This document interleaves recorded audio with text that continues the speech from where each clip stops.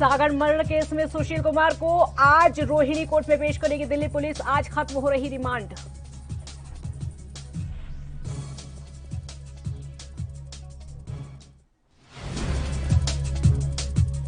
सपा नेता आजम खान की हालत हुई गंभीर। ऑक्सीजन सपोर्ट पर रखा गया। डॉक्टरों की निगरानी में है आजम खान।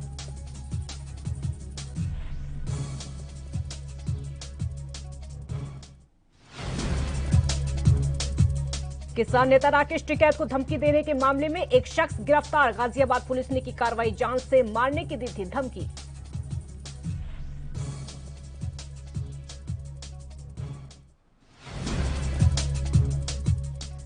और देश में 1 जून से महंगा होगा हवाई सफर। सरकार ने 13 से 16% तक बढ़ाया न्यूनतम किराया।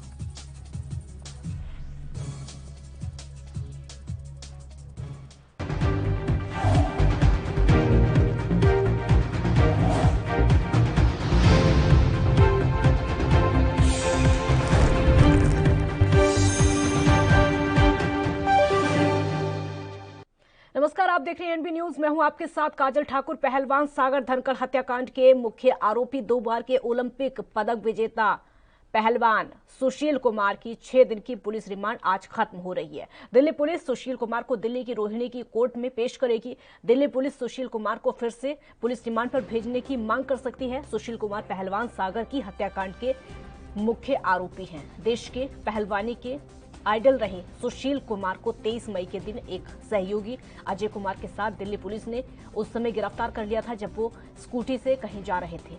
दिल्ली पुलिस ने 28 मई को सागर की हत्या के मामले में 9वीं गिरफ्तारी की और गिरफ्तार अभियुक्त ने यह स्वीकार किया है कि वो उन लोगों में शामिल था जिन्होंने 4 से 5 मई की रात छत्रसाल स्टेडियम के पार्किंग एरिया में पहलवान सागर की पिटाई की थी। जानकारी के मुताबिक क्राइम ब्रांच ने दिल्ली के टिकरी गांव से विजेंदर उर्फ बिंदर को गिरफ्तार किया है।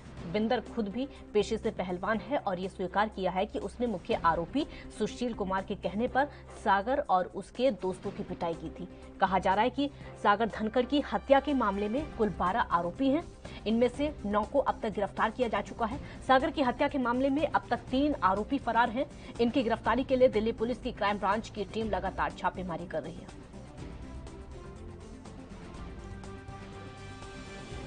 तो सागर मर्डर केस में गिरफ्तारी हुई है। पहलवान सुशील कुमार की रोहिणी कोर्ट में पेशी होगी और पेशी करने को लेकर सागर मर्डर केस में खत्म हुई अब पुलिस रिमांड। जो पुलिस रिमांड थी कई दिनों की वो खत्म हो चुकी है और आज जाकर पेशी होगी। आपको ये बता दें कि 9 लोग इस पूरे मामले में अब तक गिरफ्तार हो चुके हैं। पदक विजेता सुशील कुमार की छवि इस पूरे मामले की वजह से खराब हो चुकी है। एक पहलवान जिनको आइडल माना जाता है, नाज करता है पूरा देश उन पर क्योंकि वो मेडल जीत कर लाते हैं हमारे देश के लिए। उन पर हमारा देश नाज करता है। लेकिन जब इस तरह के मामले सामने आते हैं तो देश की नज़रों में इज्जत खराब हो जाती है। देश की नज़रों में जो वो नाज होता है वो बेइज्जती में तब्दील हो जाता है। वही सुशील कुमार के केस में हुआ है। वही पहलवान सुशील कुमार के केस में हुआ है। पुलिस ने गिरफ्तार कर लिया है। हालांकि ये बात सामने आ चुकी है कि सुशील कुमार ने अपने कुछ दोस्तों के साथ मार पिटाई करके सागर धनखड़ को मौत के घाट उतार दिया था। हालांकि मामला बहुत ज़्यादा नहीं था, मारपीट को लेकर था, फ्लैट को लेकर था सिर्फ, और मामला इतना ज़्यादा बढ़ गया कि आज गिरफ्तारी पहलवान सुशील कुमार की और आज कोर्ट में पेशी होगी क्योंकि रिमांड खत्म हो चुकी है। सागर मर्डर केस में आज पुलिस रिमांड खत्म हो चुकी है, कोर्ट में पेशी की जाएगी।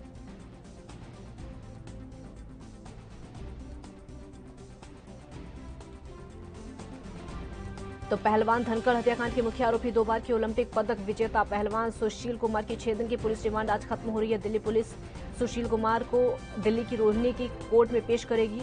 दिल्ली पुलिस सुशील कुमार को फिर से पुलिस रिमांड पर भेजने की मांग कर सकती है। सुशील कुमार पहलवान सागर के हत्याकांड का मुख्य आरोपी है। देश के पहलवानी के आइडल रहे सुशील कुमार को 23 मई के दिन एक सहयोगी अजय कुमार के साथ दिल्ली पुलिस ने उस समय गिरफ्तार कर लिया था जब वो स्कूटी से कहीं जा रहे थे। दिल्ली पुलिस ने 3 मई को सागर की हत्या के मामले में 9वीं गिरफ्तारी की है। गिरफ्तार अभियुक्त ने ये स्वीकार किया कि उन लोगों में शामिल था जिन्होंने 4 से 5 मई की रात छत्रसाल स्टेडियम के पार्किंग एरिया में पहलवान सागर की पिटाई की थी। जानकारी के मुताबिक क्राइम ब्रांच ने दिल्ली के टिकरी गांव से विजेंदर उर्फ बिंदर को गिरफ्तार किया। बिंदर खुद भी पेशे से पहलवान है और ये स्वीकार किया कि उसने मुख्य आरोपी सुशील कुमार के कहने पर सागर और उसके दोस्तों की पिटाई की थी। कहा जा रहा है कि सागर धनखड़ की हत्या के मामले में कुल 12 आरोपी हैं। इनमें से 9 को अब तक गिरफ्तार किया जा चुका है, जिसमें सुशील कुमार भी शामिल है। सागर की हत्या के मामले में अब भी 3 आरोपी फरार हैं। इनकी गिरफ्तारी के लिए दिल्ली पुलिस की क्राइम ब्रांच की जो टीम है लगातार छापेमारी कर रही है और कोशिश ये है कि मुख्य आरोपी को गिरफ्तार किया जाए। कोशिश ये है कि जो जितने भी इस पूरे मामले में आरोपी हैं उन सबकी गिरफ्तारी हो जाए। पुलिस की कोशिश यही है और गिरफ्तारियां भी लगातार हो रही हैं, क्योंकि 9 लोगों को अब तक गिरफ्तार किया जा चुका है।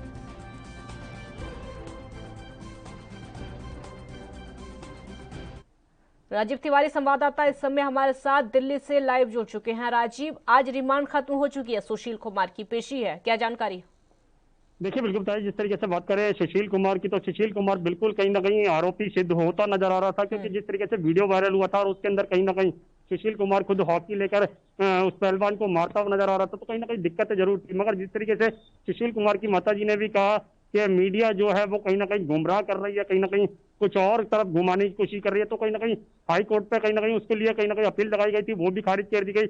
मगर अब जो सुशील कुमार की जो रिमांड थी वो उसकी समय सीमा खत्म हो चुकी है और आज दिल्ली पुलिस उसको कोर्ट के अंदर पेश करेगी और कहीं ना कहीं दोबारा से रिमांड लेने की कोशिश की जाएगी, क्योंकि जिस तरीके से अभी तक जिस तरह सुशील कुमार से जो भी जानकारी जुटाई है ये दिल्ली पुलिस के द्वारा, वो कहीं ना कहीं और भी जुटाने की कोशिश की जाएगी। मगर देखना होगा क्या सुशील कुमार की रिमांड जो है वो कहीं ना कहीं और बढ़ाया जाएगा या फिर सुशील कुमार को सजा दी जाएगी। जी, 9 लोगों की इसमें गिरफ्तारी हो चुकी है अब तक और 12 बताया ही जा रहा है कि कुल 12 लोग इस पूरे मामले में शामिल हैं।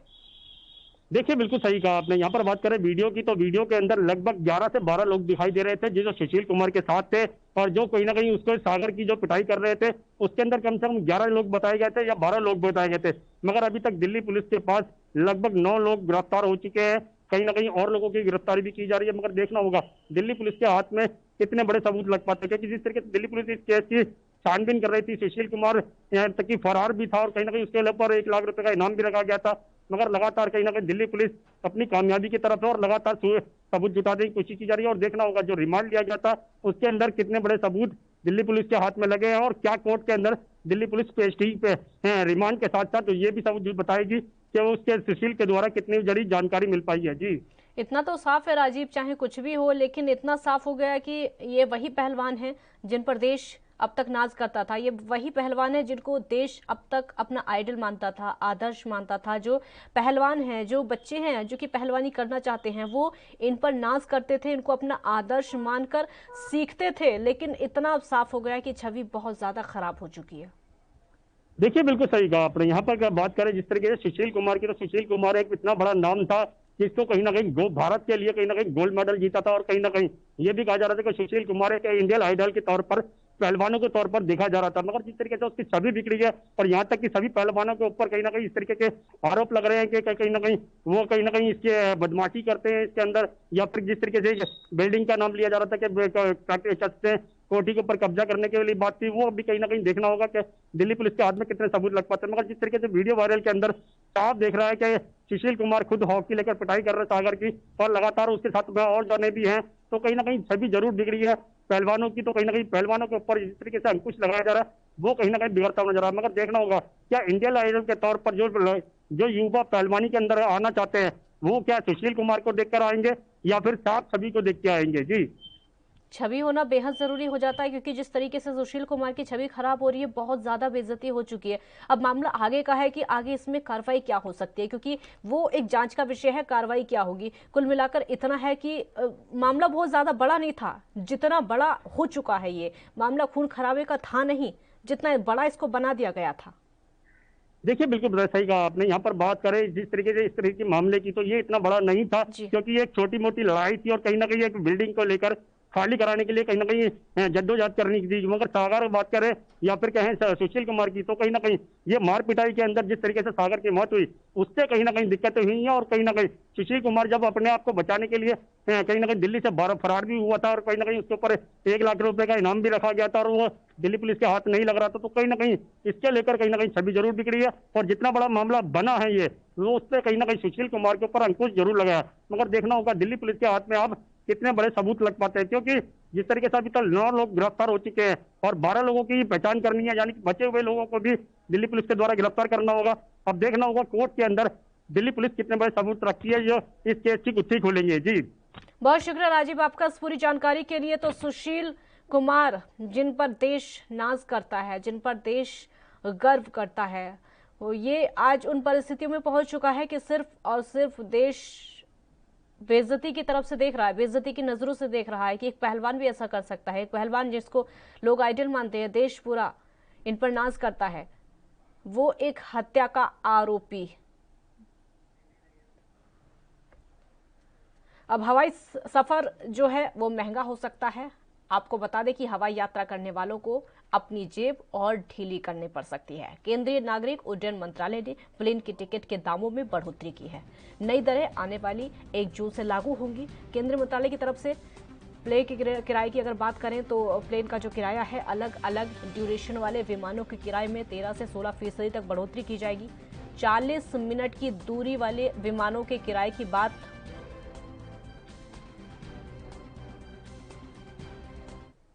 और इसी बीच में दिल्ली के सीएम अरविंद केजरीवाल क्या कुछ कह रहे हैं, सीधे आपको सुनवाते हैं। इकोनॉमी वापस शुरू हो। मैं तो व्यापारियों की व्यथा को मैं समझता हूं, उनकी एंग्जाइटी को भी समझता हूं, और मैं आज अखबारों में पढ़ रहा था कि वो थोड़े नाराज हैं। मैं उनसे कहना चाहता हूं कि देखो, बड़ी मुश्किल से हम लोगों ने महीने 1.5 महीना लॉक करके और स्थिति को काबू पाया है। उनकी उसको मैं समझता हूं, लेकिन अभी वो थोड़ी सी पेशेंस रखें, जल्दबाजी ना करें। बहुत जल्दी हम चाहते हैं कि मार्केट्स भी खुलें, उनकी दुकानें भी खुलें, और धीरे धीरे जैसे जैसे स्थिति काबू में आती जाएगी हम सब कुछ खोलें। मजदूर वापस लौट रहे हैं, जैसे जैसे स्थिति सुधर रही है वैसे वैसे मजदूर वापस लौट रहे हैं।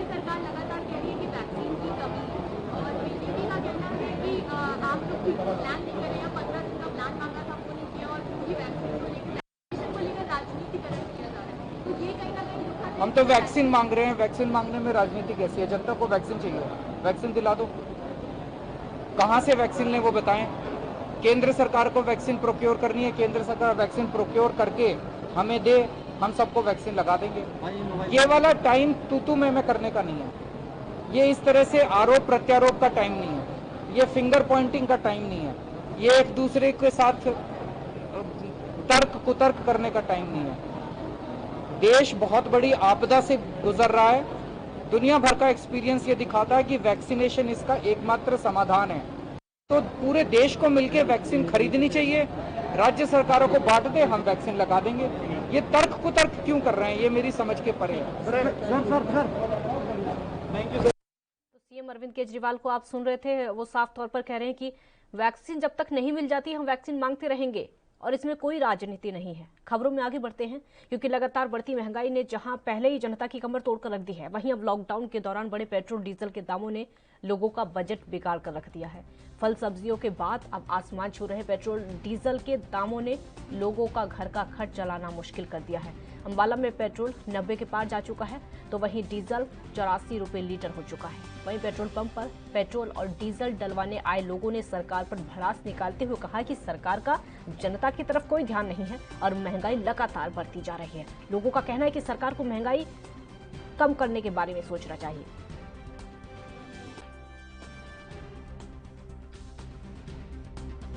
इसके बारे में सरकार को सोचना चाहिए। आम व्यक्ति को दिक्कत आ रही है, आज के टाइम में बढ़ना नहीं चाहिए। जहाँ तक पेट्रोल और डीजल की कीमतों की बात है, आप देख रहे हैं लगातार पिछले कई वर्षों से, खास तौर पर पिछले 1 महीने से हम देखें, एक तरफ लॉकडाउन है, कोरोना महामारी से लोग त्रस्त हैं, लोगों के पास कामकाज नहीं है, कहीं कोई बिजनेस नहीं चल रहा। दूसरी तरफ सरकार राहत देने के बजाय लगातार पेट्रोल डीजल के दामों में इजाफा कर रही है, और मुझे लगता है कि ये आपदा में भी एक अवसर ढूंढ रहे हैं लोगों को तंग करने का। तो जहाँ तक पेट्रोल डीजल की बात है, बिना किसी कारण के इनकी कीमतें बढ़ रही हैं। अंतर्राष्ट्रीय बाज़ार में जहाँ कच्चे तेल की जो कीमतें हैं कम हो रही हैं, कम स्तर पर हैं, हिंदुस्तान में, हमारे भारत में लगातार जिस प्रकार से ये कीमतें बढ़ा।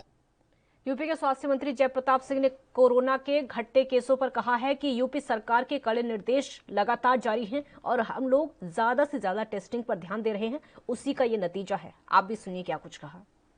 में जो प्रतिदिन मुख्यमंत्री योगी आदित्यनाथ के द्वारा टीम 9 की जो समीक्षा होती है, उनके द्वारा कड़े निर्देश दिए जाते हैं, उन निर्देशों का मार्गदर्शन का पालन करना, ये निचले स्तर पर हम लोग सब मिलके पिछले 1-1.5 महीना से इसको बहुत बारीकी से समीक्षा करना और ये सुनिश्चित करना कि हमारा अधिक से अधिक हमारा टेस्टिंग हो, हमारा कॉन्टैक्ट ट्रेसिंग अधिक से अधिक हो और उसके हिसाब से हमारा जितना भी हमारा ये निगरानी समिति के माध्यम से संभावित लक्षित कोरोना वायरस टाइप के जो पेशेंट आते हैं या जिनके अंदर कुछ इस तरह का है, वहाँ तक मेडिकल किट पहुँचाना, होम आइसोलेशन मेडिकल किट पहुँचाना, आरआर टीम के द्वारा ग्रामीण क्षेत्र में सैंपलिंग कराना, ये सारी गतिविधियाँ जब हम मिलाते हैं और ICCC से इस पूरे गतिविधियों का पूरा एक फीडबैक लेना समय समय पर, और उसके द्वारा हमारा मुख्यमंत्री कार्यालय से भी फीडबैक जाता है और हमारे निदेशालय में भी ICCC का पूरा व्यवस्था है, जिसके माध्यम से पूरे स्टेट के हर जनपद में और हर निगरानी समेत हर होम आइसोलेशन पेशेंट से बात करना और जितने भी इस तरह के गतिविधियाँ है उसको हम लोग पूरी तरह से जब उसका समीक्षा करते हैं प्रतिदिन के हिसाब से, तब जाके ये नियंत्रण में आया है। हम लोग ने एक जो व्यवस्था बनाई थी शुरू से ही, और उसमें जब हमारा 16 जनवरी को हमारा पहला प्रारंभ हुआ था तो हमारे लगभग 5-6 हज़ार सेशंस हमारे शुरू हुए थे हर एक CHC पर, जिला अस्पतालों पर और अलग अलग क्षेत्रों में हमारा लगातार उसमें हेल्थ वर्कर, फ्रंटलाइन वर्कर, 60+ के लोग, फिर 45+ जो कोमोबिडिटी से परेशान रहते हैं और उसके बाद आम 45 का और इधर 1844 का। तो 45+ का भी हम लोगों ने देखा है कि कई जगह जैसे शहरों में अच्छा रिस्पांस मिला, ग्रामीण क्षेत्र में थोड़ा सा कम रिस्पांस मिला। उसको ध्यान में रखते हुए अब ग्रामीण क्षेत्र को भी पूरी तरह से टीकाकरण कराना, ये प्रशासन को हम लोगों ने बोला है और प्रशासन उसी लिहाज में SDM के माध्यम से, लोकल ब्लॉक के अधिकारियों के माध्यम से और टीम बना के हमारे जो सैम्पलिंग वाली टीम हमारा PHC या CHC जहाँ होता है उसके अगल बगल के जितने हमारे गाँव होते हैं, सीधा उनके आशा वर्कर के द्वारा संपर्क करना या आंगनबाड़ी संपर्क करना, फीडबैक लेना और उसी तरह उनके यहाँ जाके हम लोग टीकाकरण भी शुरू करा दे रहे हैं ताकि वो सब टीकाकरण हो जाए। ये बहुत ही आवश्यक है कि हमारा पूरा जनसंख्या टीकाकरण से वो हो जाए। 26 मई को किसानों की ओर से काला दिवस मनाया गया था और इस प्रदर्शन में अकाली नेता भी शामिल हुए थे, लेकिन अब किसानों ने अकाली नेताओं पर आरोप लगाया है कि वो प्रदर्शन में किसानों को सहयोग देने नहीं बल्कि अपनी राजनीति चमकाने आए थे। इसी को लेकर किसानों ने 4 बत्ती चौक पर शिया जिला शहरी प्रधान हरजीत सिंह वालिया और शिया जिला देहाती प्रधान दविंदर सिंह का पुतला फूका और प्रदर्शन किया। इस मौके पर किसान नेताओं ने कहा कि 26 मई को कपूरथला में भी किसान जत्थेबंदियों की ओर से काला दिवस मनाने के लिए कार्यक्रम किया गया था, जिसमें अकाली दल के शहरी प्रधान और जिला देहाती जितने भी लोग शामिल हुए थे उन्होंने किसानों को समर्थन देने की बात कही थी, लेकिन किसानों का कार्यक्रम खत्म होते ही उन्होंने प्रेस रिलीज जारी की और अखबारों में छाए रहे। वहीं इस मुद्दे को लेकर किसानों ने अकाली नेताओं का विरोध किया है और पुतला दहन किया है।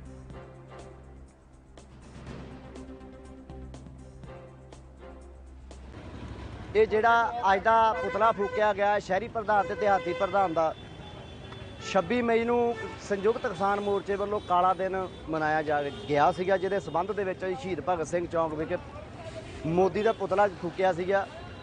ਇਹ ਅਕਾਲੀ ਦਲ ਦੀ ਲੀਡਰਸ਼ਿਪ ਉਹਦੇ ਵਿੱਚ ਬਿਨ ਬੁਲਾਏ ਧੱਕੇ ਨਾਲ ਆ ਕੇ ਤੇ ਸਾਡੇ ਨਾਲ ਕਿਸਾਨੀ ਝੰਡੇ ਦੇ ਹੇਠ ਆਉਣ ਦਾ ਡਰਾਮਾ ਕਰਕੇ ਫੋਟੋਆਂ ਖਿਚਵਾ ਕੇ ਅਖਬਾਰਾਂ ਦੇ ਵਿੱਚ ਜਿਹੜਾ ਕਿ ਖਬਰਾਂ ਇਹਨਾਂ ਨੇ ਲਵਾਈਆਂ ਕਿ ਅਕਾਲੀ ਦਲ ਦੇ ਸੁਖਬੀਰ ਸਿੰਘ ਬਾਦਲ ਦੀ ਅਗਵਾਈ ਦੇ ਹੇਠ ਜੋ ਉਹਨਾਂ ਨੇ ਦਿਸ਼ਾ ਨਿਰਦੇਸ਼ ਸੀਗੇ ਉਹਨਾਂ ਦੇ ਹੁਕਮਾਂ ਦੇ ਤਹਿਤ ਅਸੀਂ ਇਹ ਪੁਤਲਾ ਜਿਹੜਾ ਮੋਦੀ ਦਾ ਫੂਕਿਆ ਗਿਆ ਆ। ਅਸੀਂ ਕਿਸਾਨਾਂ ਦੇ ਨਾਲ ਆ, ਪਰ ਉਹ ਜਿਹੜਾ ਸੀਗਾ ਪ੍ਰੋਗਰਾਮ ਉਹ ਕਿਸਾਨਾਂ ਵੱਲੋਂ ਸੀ। ਕਪੂਰਥਲੇ ਦੇ ਕਿਸਾਨ ਸੀਗੇ ਸਾਰੇ ਪਿੰਡਾਂ ਦੇ। ਹਰ ਵਾਰ ਦੀ ਤਰ੍ਹਾਂ ਇਸ ਵਾਰ ਵੀ ਉਹ ਪੁਤਲਾ ਫੂਕਿਆ ਗਿਆ। ਇਹ ਧੱਕੇ ਨਾਲ ਵਿੱਚ ਆ ਕੇ ਆਪਦੀ ਝੂਠੀ ਪਬਲਿਸਿਟੀ ਤੇ ਰਾਜਨੀਤੀ ਕਰਦੇ ਰਹੇ। ਉਹਦੇ ਰੋਸ ਦੇ ਵਜੋਂ ਅਸੀਂ ਜਿਹੜਾ ਅੱਜ ਉਹਨਾਂ ਦਾ ਪੁਤਲਾ ਫੂਕਿਆ। ਹਰ ਵਰਗ ਦਾ ਬੰਦਾ ਜਿਹੜਾ ਵੀ ਕੋਈ ਚਾਹੇ ਦੁਕਾਨਦਾਰ ਆ ਚਾਹੇ ਵਪਾਰੀ ਆ, ਹਰ ਵਰਗ ਉਹਨਾਂ ਦਾ ਸਾਥ ਦੇ ਰਿਹਾ, ਕਿਸਾਨੀ ਦੇ ਝੰਡੇ ਥੱਲੇ ਸਾਥ ਦੇ ਰਿਹਾ, ਚਾਹੇ ਉਹ ਕਾਂਗਰਸੀ ਆ ਚਾਹੇ ਉਹ ਅਕਾਲੀ ਆ। ਸੀ ਇਸ ਜਿਹੜਾ ਸਾਡਾ ਕਪੂਰਥਲਾ ਗਰੁੱਪ ਆ ਉਹਦੇ ਵਿੱਚ ਵੀ ਬਾਰ-ਬਾਰ ਇਹ ਲਿਖਿਆ ਜਾਂਦਾ ਵੀ ਪਾਰਟੀਬਾਜ਼ੀ ਤੋਂ ਉੱਪਰ ਉੱਠ ਕੇ ਕਿਸਾਨਾਂ ਦਾ ਸਾਥ ਦੇਣਾ। ਕਿਸਾਨਾਂ ਦੇ ਸਾਥ ਵਾਸਤੇ ਜੋ ਸੰਯੁਕਤ ਮੋਰਚੇ ਵੱਲੋਂ ਸਾਨੂੰ ਕਾਲ ਆਈ ਸੀ ਭਈ ਆਪਾਂ ਕਾਲਾ ਦਿਨ ਮਨਾਉਣਾ 26 ਤਰੀਕ ਨੂੰ ਕਾਲਾ ਦਿਨ ਮਨਾਇਆ ਜਾਊਗਾ। ਕਾਲਾ ਦਿਨ ਮਨਾਉਣ ਦਾ ਉੱਥੇ ਭਗਤ ਸਿੰਘ ਚੌਂਕ ਵਿੱਚ ਕਾਲਾ ਦਿਨ ਮਨਾਇਆ ਗਿਆ, ਲੇਕਿਨ ਕੁਝ ਉੱਗੇ ਪਾਰਟੀ ਦੇ ਆਗੂ ਜਿਨ੍ਹਾਂ ਨੇ ਚੱਕ ਕੇ ਆਪਣੀ ਹੀ ਪਾਰਟੀ ਦਾ ਉਸ ਪ੍ਰੋਗਰਾਮ ਨੂੰ ਉਲੀਕ ਦਿੱਤਾ, ਉਹਦੇ ਵਿਰੋਧ ਵਿੱਚ ਅਸੀਂ ਅੱਜ ਇਹਨਾਂ ਦਾ ਜ਼ਿਲ੍ਹਾ ਪ੍ਰਧਾਨ ਦਾ ਦਿਹਾਤੀ। कांग्रेस नेता राशिद अलवी ने केंद्र की मोदी सरकार पर निशाना साधा है और कहा कि किसान लंबे समय से आंदोलन कर रहे हैं और सरकार ने किसानों को देशद्रोही बता दिया है। इस दौरान उन्होंने कोरोना की तीसरी लहर का भी जिक्र किया। आप भी सुनिए क्या कुछ कहा। किसान एक लंबे अरसे से एजिटेशन कर रहा है। दिल्ली पुलिस ने उनके खिलाफ मुकदमे भी दर्ज कर दिए हैं। ज्यादा ट्रैक्टर्स खरीदे, ये उनका सबूत है। 26 जनवरी क्यों तय की एजिटेशन के लिए? ये देशद्रोही बना देता है किसानों को। दिल्ली पुलिस के मुताबिक तो सारा किसान देशद्रोही हो गया है और दिल्ली पुलिस बगैर अमित शाह जी की मर्जी के कोई कदम उठा ही नहीं सकती। मुझे नहीं मालूम कि प्रधानमंत्री क्यों जिद पर अड़े हुए हैं। प्रधानमंत्री अपने आप को किसानों का दोस्त कहते हैं। मैं बार बार कह चुका कि लाल किले की दीवारों से प्रधानमंत्री जी आपने अपने पहले भाषण में बहैसियत प्रधानमंत्री के कहा था कि देश न राजनीतिज्ञों ने बनाया है न सरकारों ने बनाया है। देश अगर बनाया है तो इस देश के किसान और मजदूर ने बनाया है। तो अगर ये देश किसानों ने बनाया है तो उनकी डिमांड इस कानून को वापस लेने की है, वो क्यों आप मंजूर नहीं करते? प्रधानमंत्री को जिद्दी होना शोभा नहीं। दिल्ली सरकार ने 13 मेंबर्स की कमेटी बनाई है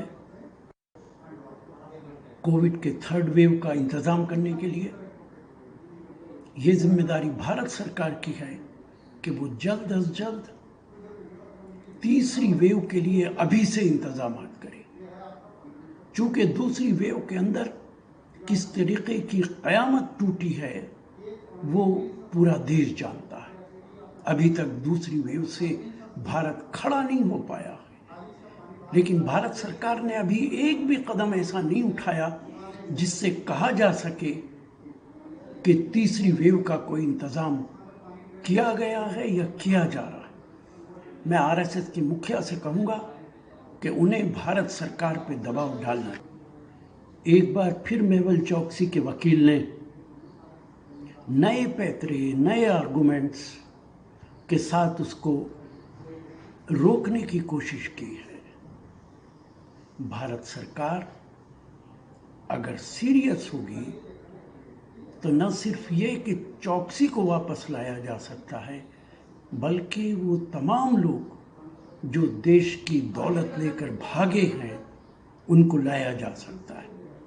लेकिन मुझे नहीं लगता कि भारत सरकार इस मामले में संजीदा है, क्योंकि वो लोग आएंगे तो सच्चाई का पता पूरे देश को। डॉक्टर पॉल के मुताबिक वैक्सीन्स को मिक्स किया जा सकता है। ये फैसला तो सिर्फ साइंटिस्ट ही कर सकते, क्योंकि अभी तक शायद पूरी दुनिया में ऐसा नहीं हुआ है कि वैक्सीन्स को मिक्सअप किया जा सकता। क्या कारण है, क्यों कहना पड़ रहा है और मिक्सअप करने की जरूरत क्यों पड़ी? बड़ा सवाल है। सरकार को चाहिए, डॉक्टर पॉल को चाहिए कि इस सवाल का। कांग्रेस नेता हारून यूसुफ ने कमलनाथ के बयान को लेकर सीएम शिवराज पर निशाना साधा है और कहा है कि ये राजनीति का वक्त नहीं है, बल्कि सरकार और विपक्ष को एक साथ आकर महामारी से लड़ना चाहिए। आप भी सुनिए क्या कुछ कहा। देखिए, मैंने पूरा स्टेटमेंट नहीं देखा है, लेकिन शिवराज सिंह चौहान जी और भारतीय जनता पार्टी के सारे नेता, ऐसा लगता है इतनी बौखलाहट में जो देश के अंदर हाहाकार मचा दिया है, उस बौखलाहट के अंदर उनको समझ नहीं आ रहा किसके बारे में क्या कहें। और मैं समझता हूँ ये अपनी नाकामियों को छुपाने का शिवराज सिंह चौहान जी ने वो ये बताएं कि क्या हालत है। मैं बड़ा धन्यवाद करूँगा प्रकाश जावड़ेकर जी का, जो राहुल जी ने आज इम्पोर्टेंट बातें की हैं उसका जवाब 1 घंटे के अंदर जो है वो जावड़ेकर जी ने दिया है। उन्होंने कहा है कि देश के अंदर 108 करोड़ लोगों को वैक्सीन दिसंबर तक लग जाएगी। हम उम्मीद करते, यही राहुल जी चाहते हैं। राहुल जी कोई लड़ाई लड़ना नहीं चाहते। आज अगर राहुल जी की आप प्रेस कॉन्फ्रेंस देखें तो उन्होंने केवल ये कहा कि हम जगाना चाहते हैं। जब उन्होंने 1.5 साल पहले ये बात कही थी कि देश में सुनामी आएगी, उस समय भी नहीं सुना। अब वैक्सीन पे ये हो रहा है कि वो स्टेट्स अपने खरीदें, वो बाहर से खरीदें, और कोई मैन्युफैक्चरर जो है इस चीज़ के लिए तैयार नहीं है। लेकिन जावड़ेकर जी ने जिस स्विफ्टली इस बात को माना है, दिसंबर तक हम भी, हमारी शुभकामनाएं उनके साथ है कि 108 करोड़ हिंदुस्तानियों को वैक्सीन लगना चाहिए। और 108 करोड़ जब लोगों को वैक्सीन लग जाएगा तो हम स्वयं जाके उनको मुबारकबाद देंगे कि आपने बड़ा महान काम किया। यही तो हम चाहते हैं। आज पिछले 2 महीने से दिल्ली में जिस तरीके से गरीब लोग त्राई करते फिर रहे, कोई ऑक्सीजन का सिलेंडर हाथ में लेके घूम रहा है, कोई रेमडेसिविर के लिए भाग रहा है, किसी को फ्लू की टैबलेट नहीं मिल रही है। मैं समझता हूँ कि इस सब चीज़ों को ढकने के लिए कोई कॉन्क्रीट पॉलिसी नहीं है। यही बात राहुल जी ने कही है। इतने भरम क्यों हैं?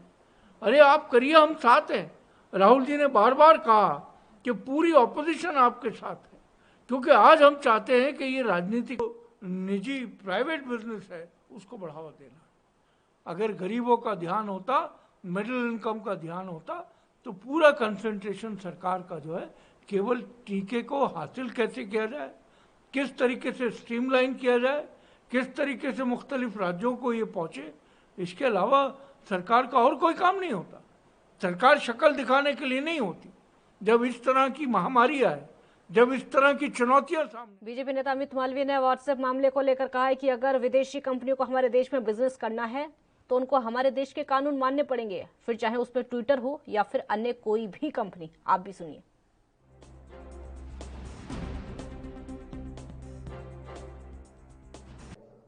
हिंदुस्तान विश्व का सबसे बड़ा लोकतंत्र है। हमारे संविधान में फ्रीडम ऑफ स्पीच के लिए बाकायदा कानून और प्रावधान है। ट्विटर एक प्राइवेट एंटिटी है, उसे इस देश के कानून के अनुसार चलना होगा। फ्रीडम ऑफ एक्सप्रेशन की चिंता के लिए इस देश की जनता ने सरकारें चुनी है और सरकार तय करेंगी कि क्या कानून होंगे, क्या कानून नहीं होंगे। अगर आपको हिंदुस्तान में बिजनेस करना है। सुप्रीम कोर्ट ने शुक्रवार को कहा कि अदालतों को अग्रिम जमानत याचिका खारिज करते समय व्यक्ति को गिरफ्तारी से संरक्षण प्रदान करने के लिए तर्कसंगत आदेश जारी करना चाहिए। शीर्ष अदालत ने कहा कि जब ऐसे आदेश जारी किए जाते हैं तो अदालतों को जांच एजेंसी, शिकायतकर्ता और समाज की चिंताओं के बीच में संतुलन स्थापित करना चाहिए, क्योंकि गिरफ्तारी की आशंका वाले व्यक्ति की जमानत याचिका मंजूर या फिर खारिज होने का सीधा जो असर है व्यक्ति के जीवन और स्वतंत्रता के मौलिक अधिकार पर पड़ता है।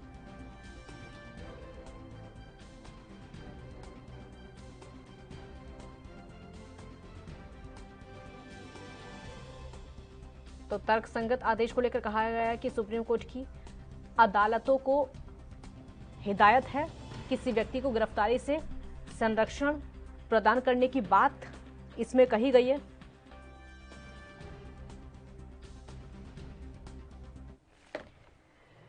बुलेटिन में फिलहाल इतना ही। आप देखते रहिए एएनबी न्यूज। नमस्कार।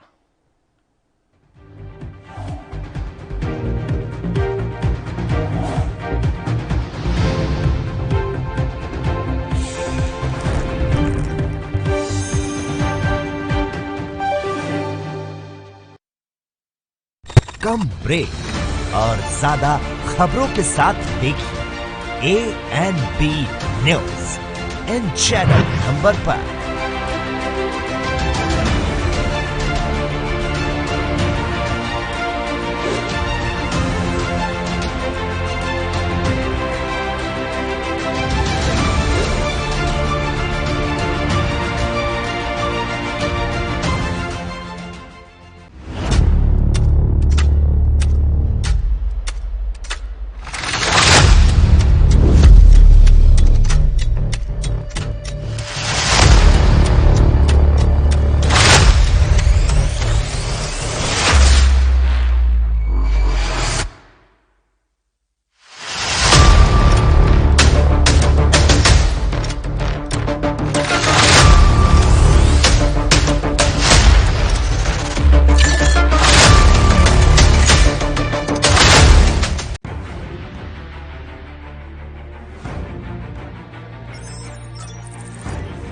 चाहे सियासत की हो या सरकार की, खबर चाहे भ्रष्टाचार की हो या गुनहगार की, दिन भर में क्या रहा देश जगत का हाल, किस मुद्दे ने